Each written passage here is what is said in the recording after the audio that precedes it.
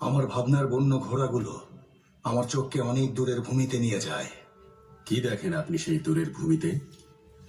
বৃহদাকৃতির ডুমুর গাছ, বন্য ঘোড়ার দল, সমুদ্রের ঢেউকে পোষ মানানো বৃহৎ জাহাজ, অসংখ্য শহরের চাবিকাঠি। তাহলে কি আপনাকে বিচলিত করছে? ওই বন্য ঘোড়া আমার কানে কানে বলে, কি বলে? বলে যে বীজ বপন করো এবং তার থেকে একটা বৃক্ষ হোক। সেই বৃক্ষের ছায়াতে পুরো দুনিয়া একত্রিত হবে, সাম্রাজ্যের সৃষ্টি হবে। আল্লাহ প্রত্যেক হৃদয়ে এমন ভাবনা নসিব করুন।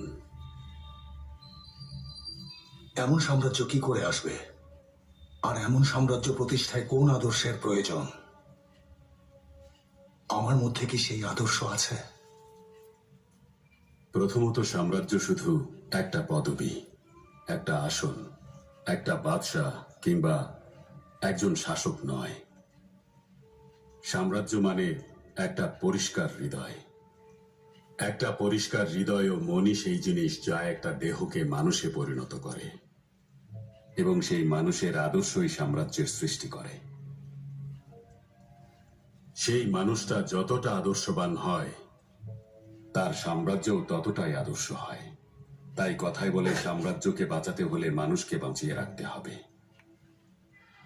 সাহসী মানুষেরা বিচক্ষণ মানুষের সাথে মিশে শক্তিশালী সাম্রাজ্যের প্রতিষ্ঠা করে।